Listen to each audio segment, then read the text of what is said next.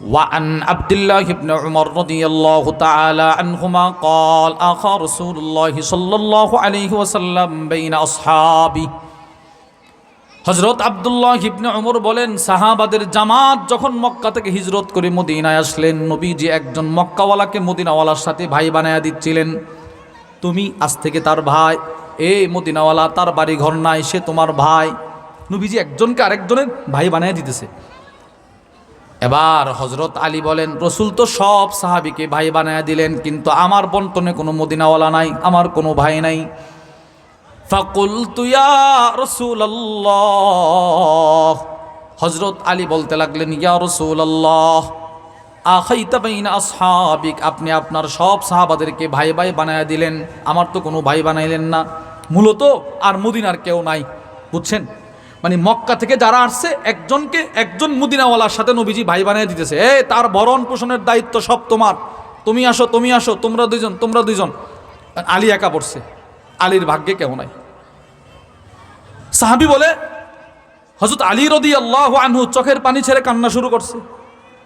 নবীজি ঠিক সেই মুহূর্তে আলীকে ডাক দিয়ে বলে, আলী কাঁদবা না, আনতা আখি ফিদ দুনিয়া ওয়াল আখিরা, তুমি আমার ভাই দুনিয়াতেও, তুমি আমার ভাই জান্নাতেও।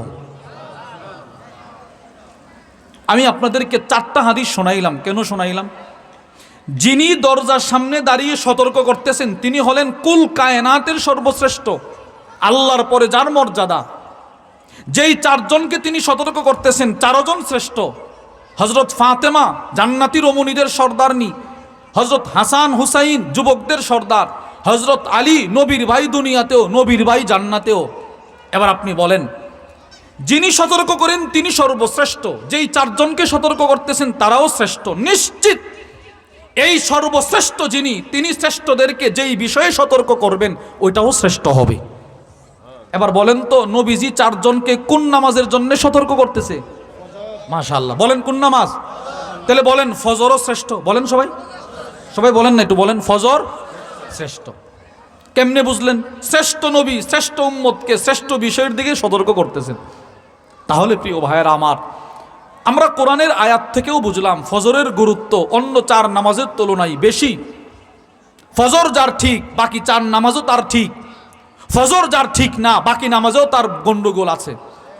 হাদিসে পাকেও নবীজি বক্তব্যের মাধ্যমে বুঝাইলেন ফজরের দাম বেশি, নবীজি কর্মের মাধ্যমেও বুঝাইলেন ফজরের দাম বেশি। এবার আসেন আমরা সাহাবাদের জীবনী থেকে বুঝবো ফজরের গুরুত্ব কতটুকু। সেটা বোঝানোর জন্য আপনাদেরকে 3টা দৃষ্টান্ত শোনাবো। দৃষ্টান্ত নম্বর 1, আল্লামা ইমাম শামসুদ্দিন দাহাবি রহিমাহুল্লাহ তার বিখ্যাত কিতাব তারিখুল ইসলাম ওয়া ওয়াফায়াতুল মাশাহিরি ওয়াল আ'লাম 34 খণ্ডের কিতাব, ওই কিতাবের মধ্যে নিয়ে আসছে, কানা আলী রাদিয়াল্লাহু তাআলা আনহু ইদা খারাজা মিনাল বাব, হযরত আলী রাদিয়াল্লাহু তাআলা আনহু যখন ফজরের নামাজ পড়ার জন্য ঘর থেকে বের হইতেন, নাদা ইয়া আইয়ুহান নাস, তিনি ফজর পড়ার জন্য ঘর থেকে বের হয়ে মানুষকে ডাকতেন, হে লোক সকল, আসসালাত আসসালাত, ফজরের সময় কিন্তু চলে যায়, ফজরের সময় কিন্তু চলে যায়। কি বুঝলেন? নবীজির সাহাবীর জীবনীতেও ফজরের গুরুত্ব ছিল না বলেন? দৃষ্টান্ত নম্বর 2, রাসূলুল্লাহ সাল্লাল্লাহু আলাইহি ওয়াসাল্লামের বিখ্যাত এক সাহাবী ছিলেন, নাম তার হারেসা। বলেন তো কি নাম? হারেসা, অনেক দামি সাহাবী। ওনার মেয়ের নাম ছিল উম্মে হিশাম।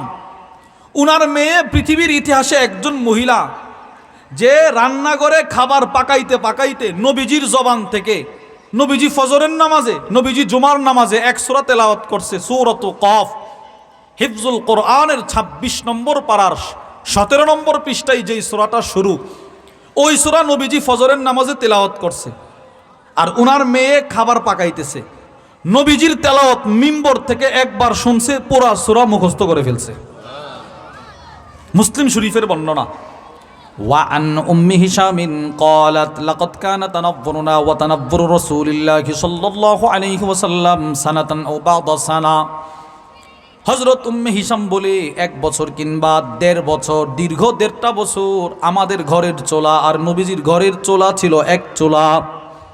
এর মানে আমাদের ঘরের খাবার আর নবীজির ঘরের খাবার একটা চুলাতেই পাকানো হতো।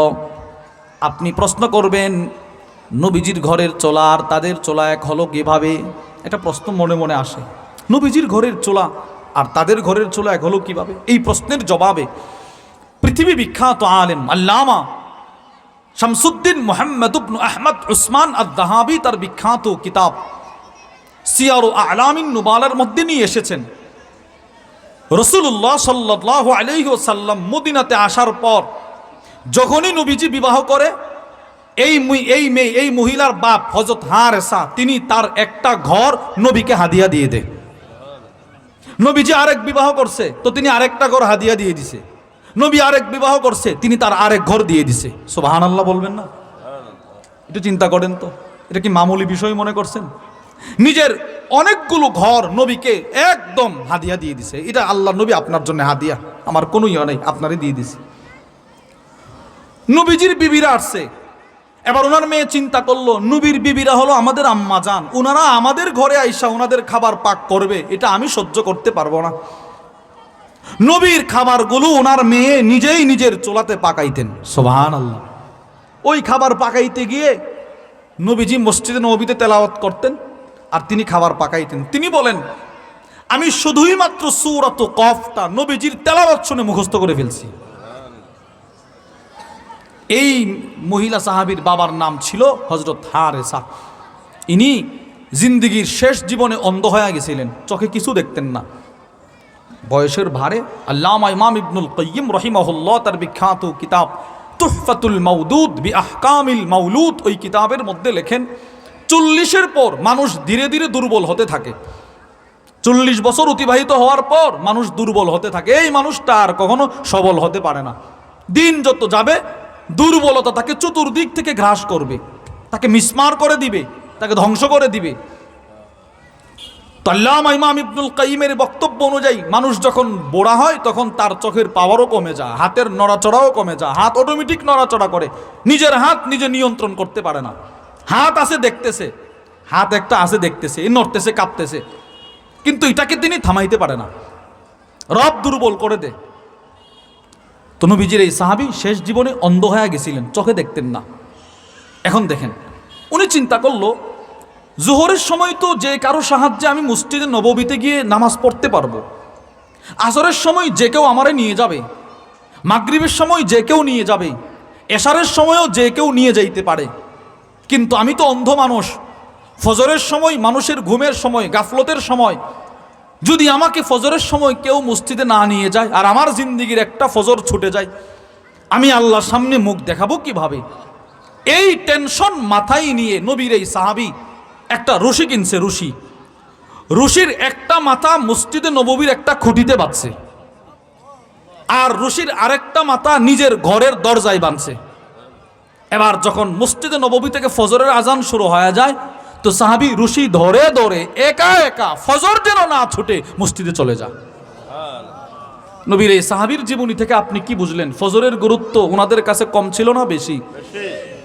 দৃষ্টান্ত নম্বর 3, মুওয়াত্তা লিল ইমাম মালিকের বর্ণনা। আন্না উমর ইবনুল খাত্তাব ফাকাদা সুলাইমান ইবনে আবি হাসমা। খলিফাতুল মুসলিমিন হযরত ওমর ইবনুল খাত্তাব একদিন ফজরের নামাজের ইমামতি করলেন। ইমামতি করার পর ওনার নিয়মিত একজন মুসল্লি, তার নাম ছিল সুলাইমান, তাকে তিনি পান না। কিরে, এখানে এই সাইডে নামাজ পড়তো, সবসময় নামাজ পড়তো, আজকে নাই, বিষয়টা কি? নিয়মিত মুসল্লি, আজকে ফজর নামাজে অনুপস্থিত। সুম্মা গদা ইলা সুক, হযরত ওমর এই লোকের তালাশ করার জন্য তার বাড়ি পর্যন্ত চলে গেলেন। ফজর তো মিস করার কথা না, ফজর পড়ল না কেন? ওমর তার বাড়িতে গেলেন। ফামাররা আলা শিফা, গিয়ে এই লোকের মা ঘরের কাজ করতেছেন, তার মার কাছে গিয়ে ওমর বলে, কি হলো? লাম আরা সুলাইমান ফি সালাতিস সুবহি, আমি কি হলো তোমার ছেলেকে যা আজকে ফজরে দেখলাম না, বিষয়টা কি? মুনাফিক হয়ে গেছে?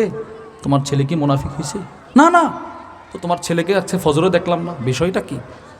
এবার ওই ছেলের মা বলতে লাগলো, না খলিফাতুল মুসলিমিন, আমার ছেলে মুনাফিক হবে কেন? ইন্নাহু বাতা ইউসাল্লি, আমার ছেলেটা সারা রাত দাঁড়িয়ে দাঁড়িয়ে তাহাজ্জুদ পড়ে পুরা রাত কাটায় দিছে।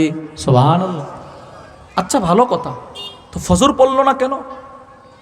আমার ছেলে চিন্তা করলো ফজরের তো আরো অনেক সময় আছে, ফজরের সময় যেহেতু অনেকটাই জামাতের বাকি আছে, সারা রাত্র তাহাজ্জুদ পড়লো, একটু ক্লান্ত, একটু আরাম করি, ফজরের জামাত আবার দৌড়ে গিয়ে মসজিদে পড়বো, এই চিন্তা করে ছেলেটা একটু ঘুমাইল।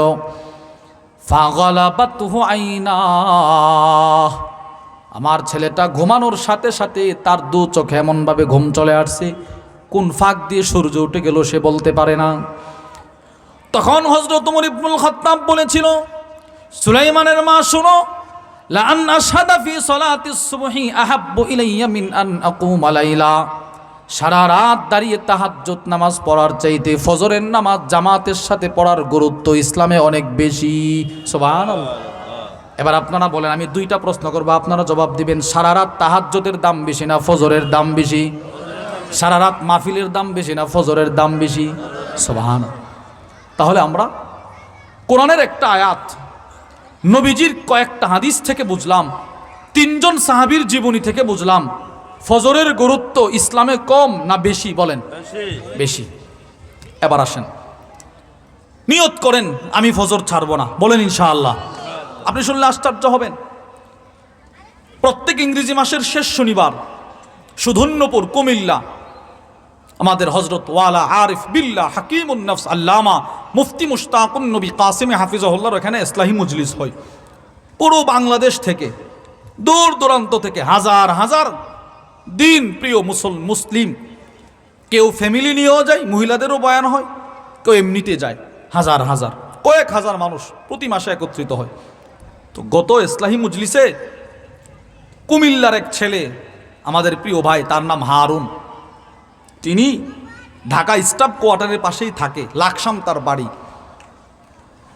হযরত মাওলানা মুফতি আনিসুর রহমান আশরাফি হাফিজাহুল্লাহ হজরতের খাদেম ওই লোককে আমার সাথে পরিচয় করাই দিছে, হঠাৎ করে পরিচয় করাই দিছে, কথা বলতেছে, সে বলতেছে, হুজুর আপনাদের দোয়ার বরকতে, হজরতের অক্লান্ত পরিশ্রমে আমাদের মহল্লার মসজিদে আলহামদুলিল্লাহ ফজরের জামাতের মুসল্লির সংখ্যা 501 জন। আবার আমার বাড়ি, আপনার বাড়ি, আপনার এলাকা, আমার এলাকার মহল্লার মসজিদে ফজরের জামাতের মুসল্লির সংখ্যা কত হাজার? কয়েকজন। চিন্তা করেন, 501 জন। তাদের একটা গ্রুপ আছে, ফজর ক্যাম্পিং করে। এজন্য ফজরের গুরুত্ব নিজেও বোঝা, নিজের পরিবারকেও বোঝানো, ফজর পড়তে হবে। বলেন ফজর কি করতে হবে? এবার আপনি ফজর পড়তে গেলে দেখেন আপনার লাভগুলো কি। আমি সংক্ষেপে বলে শেষ করে দিচ্ছি। 1 নাম্বার, আপনি যখন ফজর পড়বেন উজু করতে হবে না? উজু, আরে উজু করা লাগে না আমাদের? এখন তো ঠান্ডার মৌসুম। নবীজি বলেন, মুসলিম শরীফের বর্ণনা, ওয়ান আবি হুরায়রা রাদিয়াল্লাহু তাআলা আনহু قال, হযরত আবু হুরায়রা থেকে বর্ণিত, তিনি বলেন, قال রাসূলুল্লাহ সাল্লাল্লাহু আলাইহি ওয়াসাল্লাম, আল্লাহর নবী বলেন, আলা আদুল্লুকুম আলা মা ইয়ামহুল্লাহু বিহিল খাতায়া ওয়া ইয়ারফাউ বিহিদ দারাজাত। আল্লাহর রাসূল বলেন, ও সাহাবারা, আমি কি তোমাদেরকে একটা এমন আমলের কথা বলে দিব যে আমলগুলো তোমার জিন্দেগীর গুনাহগুলো মিটিয়ে দিবে, জান্নাতে তোমার মর্যাদা বাড়ায় দিবে। সুবহানাল্লাহ। কিসে আমল? নবীজি বলে, 1 নাম্বার, আমার কোন উম্মত যদি উজু করে, উজু ইসবাগুল ওযু আলাল মাকারি, কষ্ট হওয়া সত্ত্বেও যদি উজু করে, কষ্ট হওয়া সত্ত্বেও উজু করার অর্থ কি? মিরকাতুল মাফাতিহের মধ্যে আল্লামা মোল্লা আলী কারি রাহিমাহুল্লাহ বলেন, শীতের দিন ফজরের উজু, এখন শীতের দিন, ফজরের সময় পানি গরম না ঠান্ডা থাকে? নবীজি বলেন, এই ঠান্ডা পানি দিয়ে আমার উম্মত উজুটা করতে দেরি, জান্নাতে তার মর্যাদা ধাপ ধাপ বাড়তে দেরি হবে না। প্রশ্ন, হুজুর জান্নাতের মর্যাদার কি অর্থ? জান্নাতের মর্যাদা মানে কি? এটা নবীজি বলেন, জান্নাতের এক এক মর্যাদা হলো মা বাইনাদ দারাজাতাইন কামা বাইনাস সামাই ওয়াল আরদ, জমিন থেকে আকাশের দূরত্ব যতটুকু, জান্নাতের এক একটা মর্যাদা এর চাইতে বেশি। এটা হল উজু। আপনি যে উজু করছেন, উজু করার সময় আপনি কনুই পর্যন্ত হাত ধৌত করছেন, নবীজি বলেন আমার উম্মতের উজুর পানি যতদূর পর্যন্ত পৌঁছে পুরাটা জায়গা হাসরের ময়দানে নূরে ঝলমল করতে থাকবে। মুসলিম শরীফের বর্ণনা। وعن أبي حازم قال كنت خلف أبي هريرة رضي الله تعالى عنه হযরত আবু হাজিম বলেন আমি একদিন নবীজির সাহাবী হযরত আবু হুরায়রার পিছনে দাঁড়ানো ছিলাম। ওয়া হুয়া ইয়াতাওয়াদ্দাউ লিস-সালাত, আর আবু হুরায়রা নামাজের জন্য ওযু করতেছিল ওযু। কিন্তু পৃথিবীর মানুষ শোনো, হযরত আবু হুরায়রার ওযুটা ছিল ভিন্ন ওযু। ফাকানা ইয়ামুদ্দুহু হাত্তা তাবলুগা ইবতাহু, তিনি ওযু করতে গিয়ে ওযুর পানি দিয়ে নিজের বগল পর্যন্ত ধৌত করছিলেন। আমরা ওযু করার সময় কিন্তু কোনই পর্যন্ত ধৌত করি, ঠিক না? কোনই। কিন্তু উনি ওযু করতে গিয়ে এই পর্যন্ত যদ্দূর পারতেছে ভিজাইতেছে। হযরত আবু হাজিম বলেন কত সুন্দর ওযু আপনার, আপনি কিভাবে ওযু করতেছেন? পিছন দিক থেকে তিনি বললেন মা হাদাল ওযু, এটা কি ওযু? এই যে ওযু করছে এটা কোন ধরনের ওযু? আমরা তো কোনই পর্যন্ত ধুই, আপনি যে এতটুকু ধুইতেছেন। হযরত আবু হুরায়রা বলেন লাউ আলিমতু আন্নাকুম হাহুনা মা তাওয়াদ্দাতু হাদাল ওযু, আমি যদি জানতাম তুমি আমার পিছনে দাঁড়ানো আছো তাহলে আমি এইরকম ওযু করতাম না। তাহলে বোঝা গেল ব্যক্তিগত কোনো আমল থাকলে এটা আপনি ব্যক্তিগতভাবে করবেন, এলাকার মধ্যে এমনভাবে করা যাবে না যে এলাকায় ফিতনা শুরু হয়। বুঝেন নাই কথা? নবীজির সাহাবী কিন্তু এই পর্যন্ত উযু করছে, তো আজকে পর্যন্ত কেউ কি এই পর্যন্ত উযু করছেন আপনারা? বুঝতে হবে। তো বলতেছে আপনি যে এই পর্যন্ত ধৌত করলেন, তো আবু হুরায়রা বলে আরে তুমি আমার পিছনে আছো, আমি যদি জানতাম তুমি আছো তাহলে আমি এইরকম করতাম না, আমি এইরকম করতাম না। কেন করছি জানো? বলে কেন? সামিআতু খলিলি সাল্লাল্লাহু আলাইহি ওয়াসাল্লাম ইয়াকুল, আমি আমার প্রিয় নবীজির কাছ থেকে একটা হাদিস শুনছি। সুবহানাল্লাহ বলেন। কি হাদিস ভাই? আল্লাহর নবী বললেন তাবলুগুল হিলিয়াতু মিনাল মুমিন হাইতু ইয়াবলুগুল ওয়াদু, মুমিন বান্দার উজুর পানি তার অঙ্গের যতদূর পর্যন্ত পৌঁছবে পুরাটা অঙ্গ হাসরের ময়দানে নূরে নূরান্বিত হয়ে উঠবে। আমি তো জানি পৃথিবীর সব মানুষের অঙ্গ হবে শুধুই মাত্র কোনই পর্যন্ত ধবধবে সাদা। আমি আবু হুরায়রা চাচ্ছিলাম আমার অঙ্গটা, আমার হাতটা যেন শুধু কোনই পর্যন্ত না হয়, আমার যেন বগল পর্যন্ত ধবধবে সাদা হয়। এই হাদিস থেকে কি বুঝলেন? উনি একটা কাজ করছে, নিজের আবেগে করছে, কিন্তু এই কাজটা অন্যরে করতে নিষেধ করছে। যদি প্রত্যেকটা আমলি সুন্নত অনুযায়ী হয় তো যেই দেশে যেই সুন্নত চলমান এটার বিরোধিতা করা উচিত নয়। দৃষ্টান্ত, আপনি সৌদি আরব থেকে আসছেন, এবার আপনি মসজিদে নামাজ পড়তে গেছেন, দেখছেন সবাই আস্তে আমিন বলে, কারণ আপনি একটু নিজের ক্রেডিট দেওয়ার জন্য আমিন বলে জোরে চিৎকার মারলেন, নিশ্চিত আপনার প্রথম দিনের জোরে আমিন সই না 2-4 জনের নামাজে ব্যাঘাত ঘটবে। কিরে কে আওয়াজ করলো রে, হবে এটা না। যদি আস্তে আমিন বললে নামাজ একেবারে নাই হতো তো না আপনারটা ঠিক ছিল। যেহেতু এই এলাকাতে এটা চলতেছে, আপনি এলাকাতে নিজে মাতব্বরি করে নিজের থেকে না এটা আমি করি, আপনারাও করেন, শাস্তুলে বসে বসে করেন করেন। একদিন আমার একজন বলে কি জানেন, আপনারা তো কাফের হয়ে গেছেন। আমার একজন কেমনে রে, আপনারা আমিন বলেন না। সাধারণ একটা ছেলে, সাধারণ সৌদি আরব থেকে আসছে, সাধারণ, ও মনে করছে আমিন বললে মুসলমান আর আমিন জোরে না বললে কাফের। নাউজুবিল্লাহ বলেন না। সে এখনো জীবিত আছে, তার সাথে আমার প্রতিদিন কমসে কম সাক্ষাৎ হয়, সেইটার জন্য অনুতপ্ত হয়েছে। এই যে জনসাধারণ, তাদের ভিতর একটা প্যাচ লাগানো, এইটা থেকে নিজেকে বিরত রাখা। যদি সুন্নত অনুযায়ী আমলটা চলে থাকে বাস, আমি এটার বিরোধিতা করতে পারবো না। আমি নিজের থেকে নিজে একা একটা আমারটাই চাপিয়ে দেওয়া হোক, আমারটা সকলে করক না, এটা করা যাবে না। হযরত আবু হুরায়রা বলেন তুমি যদি এখানে আসো আমি জানতাম তাহলে আমি এইভাবে উযু করতাম না। কেন জানেন? শুনেন কেন। কারণ আমি এখানে উযু করছি, তুমি বলবা নবীর সাহাবী বগল পর্যন্ত হাত ধৌত করছে, বাস তুমি গিয়ে এক মসজিদে বগল পর্যন্ত হাত ধৌত করবা। আরেকজন বলবে দেখছো এত বড় তাহাবী বগল পর্যন্ত হাত ধৌত করছে, তো ওই মুসল্লির সকলে বগল পর্যন্ত ধৌত করবে। এক পর্যায়ে আবু হুরায়রা মারা যাবে, মুসল্লি বাড়ামারি লাগবে। এই আমরা নবীর কাছ থেকে শুনছি কোনই তুমি বগল, তো এবার বলবো আমি আবু হুরায়রা দেখছি। এজন্য হযরত আবু হুরায়রা সূক্ষ্ম একটা কথা বলছে, ভাই তুমি এখানে আছো যদি এটা আমি জানতাম, তুমি এখানে আছো যদি এটা আমি জানতাম তাহলে আমি এইভাবে উযু করতাম না। বুঝছেন বিষয়টা? আচ্ছা, তাহলে এই ফজরের নামাজের 1 নম্বর সূচনা উজু। উজুর মধ্যে আমাদের জন্য লাভ আছে না নাই? এবার 2 নম্বর সুন্নত। নবীজি বলে ক্বালা রাসূলুল্লাহ সাল্লাল্লাহু আলাইহি ওয়াসাল্লাম রাকাআতাল ফাজরি খায়রুম মিনাদ দুনিয়া জামিআ। আল্লাহর নবী বলেন ফজরের 2 রাকাত সুন্নত আমি নবীজির কাছে গোটা পৃথিবীতে যা ছিল, যা আছে, যা আসবে সবচাইতে শ্রেষ্ঠ। সুবহানাল্লাহ বলেন। ফজরের 2 রাকাত সুন্নত গোটা পৃথিবীর চাইতে আমার কাছে শ্রেষ্ঠ।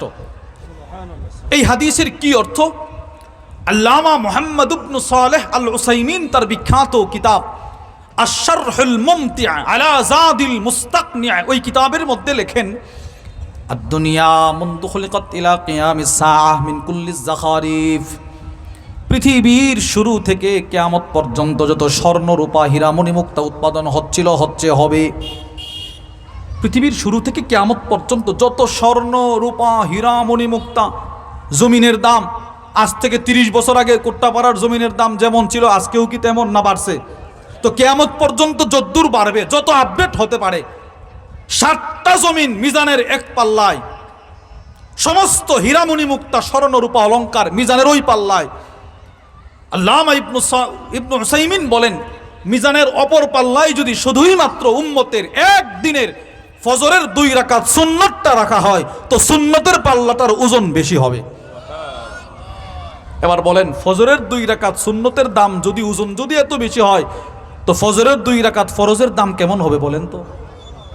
মুসলিম শরীফের বর্ণনা ক্বালা রাসূলুল্লাহ সাল্লাল্লাহু আলাইহি ওয়াসাল্লাম আল্লাহর নবী বলেন মান সাল্লাল ফজর ফি জামাআহ, যে ব্যক্তি ফজরের নামাজ জামাতের সাথে আদায় করবে, ফাহুয়া ফি দিম্মাতিল্লাহ, যে ব্যক্তি ফজরের নামাজ জামাতের সাথে আদায় করবে, রাসূল বলেন ওই ব্যক্তি সরাসরি আল্লাহর জিম্মায় চলে যাবে। সুবহানাল্লাহ। বলেন তো ফজর যে জামাতে পড়বে সে কার জিম্মায় যাবে? সবাই একটু বলেন কার জিম্মায়? আল্লাহ। ভাই ফ্যানটা একটু বন্ধ করুন। আল্লাহর জিম্মায় যাওয়ার 3টা অর্থ বলেন। আল্লাহর জিম্মায় যাওয়া কয়টা অর্থ? অনেক দামি দামি অর্থ। যদি মনে চাই যে আমার 3টাই দরকার তো আপনি নেবেন ফজর পড়ে। 1 নাম্বার মান সাল্লাল ফজর ফি জামাআ ফাহুয়া ফি দিম্মাতিল্লাহ আই ফি হিফজিল্লাহ।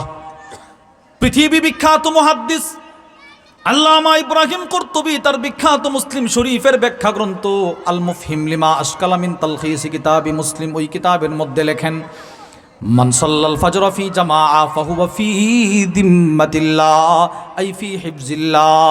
ফজরের নামাজ যে পড়লো সে আল্লাহর হেফাজতে, তার ব্যবসা আল্লাহর হেফাজতে, তার চাকরি আল্লাহর হেফাজতে, তার রোড কাটে চলাফেরা আল্লাহর হেফাজতে, তার দোকান আল্লাহর হেফাজতে। সুবহানাল্লাহ বলেন। সব আল্লাহর হেফাজতে, সব। এখন দ্বিতীয় অর্থ হলো একটা প্রশ্নের জবাব।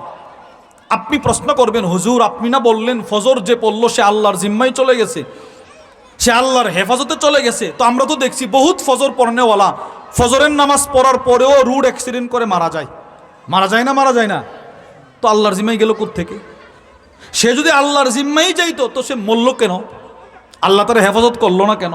এটা প্রশ্ন। হুজুর ফজরের নামাজ পড়ার পর সে খেতে কাজ করতে গেছে, বজ্রপাতে মারা গেছে। তো ফজর যদি পড়েই থাকে তো সে বজ্রপাতে মারা গেল কেন? এই প্রশ্নের জবাবে আল্লামা ইব্রাহিম কুরতুবী তিনি লেখেন তখন হাদিসের দ্বিতীয় অর্থ হবে মান সাল্লাল ফজর ফি জামাআ ফাহুয়া ফি দিম্মাতিল্লাহ আই ফি আমানিল্লাহ। ফজরের নামাজ আল্লাহর যেই বান্দা আদায় করার পর সে যদি স্বাভাবিক হালতেও মারা যায়, রোড অ্যাক্সিডেন্ট করেও যদি মারা যায়, আল্লামা ইব্রাহিম কুরতুবী বলেন তার লাশ যখন কবরে নামানো হয় আল্লাহ পাক তখন একটা ডাক দিয়ে বলবে বান্দা তুমি দুনিয়াতে 10 মিনিটের জন্য ফজর আমাকে দিয়ে আসছো, এখন তুমি জান্নাত পর্যন্ত আমি রবের নিরাপত্তায় চলে আসছো। সুবহানাল্লাহ। তুমি দিয়েছো আমাকে 10 মিনিট, শুধু 10 মিনিট, আমি রব তোমাকে কবরের নিরাপত্তা দিয়ে দিলাম, আমি রব তোমাকে হাসরের নিরাপত্তা দিয়ে দিলাম, আমি রব তোমাকে মিজানের নিরাপত্তা দিয়ে দিলাম, আমি রব তোমাকে ফুলসেরাতেও নিরাপত্তা দিয়ে দিলাম। সুবহানাল্লাহ বলেন না?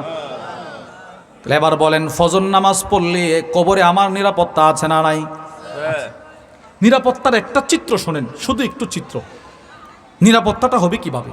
সিলসিলাতুল আহাদিসিস সহিহার বর্ণনা ক্বালা রাসূলুল্লাহ সাল্লাল্লাহু আলাইহি ওয়াসাল্লাম আল্লাহর নবী বলেন ইন্নাল মাইয়িতা ইযা উদিআ ফি কবরি, যখন কোনো মানুষের ইন্তেকাল হয়, তার লাশ যখন কবরে নামানো হয়, ফা ইন কানা মুমিনা, ওই লাশওয়ালা যদি মুমিন হয়, মুমিন বলেন কি হয়? প্রশ্ন, হুজুর মুমিনকে? ফজর পড়লো যে, হুজুর মুমিনকে? জোহর পড়লো যে, হুজুর মুমিনকে? আসর মাগরিব এশা পড়লো যে, সে হলো মুমিন। সে কি? তাহলে নামাজ যে পড়ে না সে মুমিন না, সে মুসলমান। মুসলমান আর মুমিনের মধ্যে আকাশ জমিন ব্যবধান। বিসমিল্লাহির রহমানির রহিম। ক্বালাতিল আ'রাবু আমান্না কুল লাম তু'মিনু ওয়ালাকিন কুলু আসলামনা।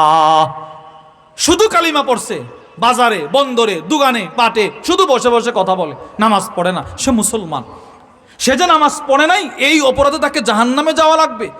কিন্তু নামাজ যে পড়বে সে মুমিন। পৃথিবীর কোনো মুমিন জাহান্নামে প্রবেশ করবে না। সুবহানাল্লাহ। তাহলে নবীজি বলেন সে যদি মুমিন হয় তো তার নামাজ ফজর, কানাতিস সালাতু ইনদা রাসি, তার নামাজ ফজর তার মাথার দিকে এইভাবে দাঁড়ায় থাকবে। ফেরেশতা প্রশ্ন করতে আসলে বলবে না, এদিকে যাওয়ার কোনো সুযোগ নেই। নিরাপত্তা। সর্বশেষ হাদিসের তৃতীয় অর্থ, আপনি বলবেন হুজুর যেই লোক ফজর পড়ল সে তো কবরে গিয়ে আল্লাহ নিরাপত্তায় চলে গেল, এখন যে তার একটা পরিবার আছে, সেলিম বাজারে তার একটা ছোট্ট দোকান আছে, সরাইল বাজারে তার একটা দোকান আছে, এখানে একটা দোকান আছে, লোকটা তো মারা গেল, ছেলেগুলো অবুঝ, মেয়ে আছে একটা বিবাহের উপযুক্ত, এই মেয়েটার বিবাহের ব্যবস্থা কে করবে? বাপ থাকলে তো ভালো জায়গা দিতে পারতো, এইগুলো দায়িত্ব কে নিবে? আল্লামা ইব্রাহিম কুরতুবী বলেন রব তখন ওই কবরওয়ালাকে বলবে তুমি টেনশন করবা না, তোমার মেয়েটাকে উপযুক্ত জায়গায় বিবাহ দেওয়ার দায়িত্ব আমি স্বয়ং রবের। সুবহানাল্লাহ। তোমার এই দোকান পাট সব কিছুর জিম্মাদারি আমি রবের, যাও। তাহলে বলেন ফজর নামাজ পড়লে আমার দুনিয়া আখিরাত সব আছে না নাই? বলেন। নিয়ত করেন ফজর পড়ব তো ইনশাআল্লাহ। আল্লাহ আমাদের সকলকে ফজরের নামাজ মরণ পর্যন্ত জামাতের সাথে আদায় করার, জিন্দিগির শেষ নামাজটাও দাঁড়িয়ে দাঁড়িয়ে আদায় করার তৌফিক দান করেন, আমিন। অনেক উলামা ইকরাম আছেন, একের পর এক আলোচনা হবে। আল্লাহ আমাদের সকলকে আখিরি মুনাজাত পর্যন্ত বসে থাকার তৌফিক দান করেন। সুবহানাকাল্লাহুম্মা বিহামদিকা আশহাদু আল্লা ইলাহা ইল্লা আনতা আস্তাগফিরুকা ওয়া আতুবু ইলাইক।